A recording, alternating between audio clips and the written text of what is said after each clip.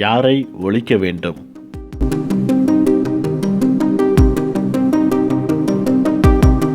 ஒரு நாட்டின் மன்னர் ஒருவர் சிறப்பான முறையில் ஆட்சி செய்து வந்தார்.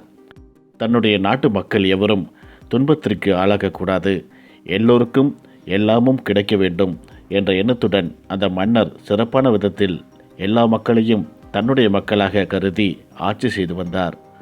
தன்னுடைய ஆட்சியில் மக்கள் அனைவரும் சந்தோஷமாக இருக்கின்றார்களா, அவர்களுக்கு வேறேனும் உதவிகள் தேவைப்படுகிறதா என்பதை நானே நேரில் சென்று ஆய்வு செய்ய வேண்டும் என்று எண்ணிக்கொண்டு மன்னர் மாறுவேடத்தில் புறப்பட்டார்.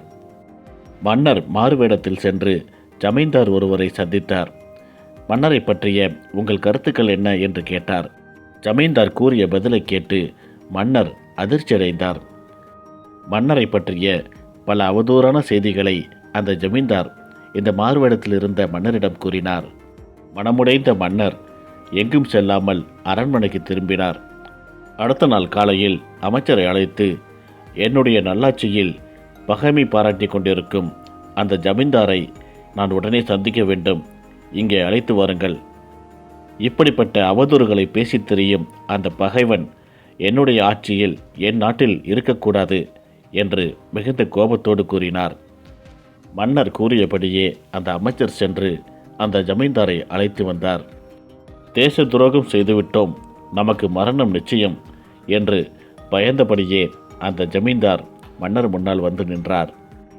நான் இவரிடம் தனியாக பேச வேண்டும், எல்லோரும் வெளியே காத்திருங்கள் என்று அமைச்சர் மற்றும் படை வீரர்களை வெளியே அனுப்பி வைத்தார் மன்னர். படை வீரர்கள் ஜமீன்தாரை கொலை செய்ய மன்னரின் கட்டளைக்காக காத்திருந்தார்கள். சற்று நேரத்திற்கு பிறகு அரண்மனை கதவு திறக்கப்பட்டது. மன்னரும் அந்த ஜமீன்தாரும் கைகோர்த்தபடி புன்னகையோடு வெளியே வந்தார்கள். இதை பார்த்த அமைச்சர் மன்னரை பார்த்து கேட்டார், பகைவனை ஒழிக்கப் போகின்றேன் என்று கூறி இந்த ஜமீன்தாரை அழைத்து வர சொன்னீர்கள், இப்பொழுது இருவரும் கைகோர்த்தபடி வருகிறீர்களே என்று அமைச்சர் கேட்டார். மன்னர் கூறினார், ஆம், நான் கூறியபடிதான் செய்துள்ளேன். பகைவனை ஒழித்து விட்டேன். இப்பொழுது இருப்பது என்னுடைய நண்பன். என் மீது தவறான எண்ணங்கள் நிறைய இவன் மனதில் இருந்தது. அதற்கு உரிய விளக்கத்தை கொடுத்து அந்த பகைமை உணர்வை நான் அழித்து விட்டேன். இப்பொழுது இவன் நண்பனாகிவிட்டான். பகைமை உணர்வைத்தான் நாம் அழிக்க வேண்டுமே தவிர பகைவனை அழிக்கக்கூடாது என்று மன்னர் கூறினார்.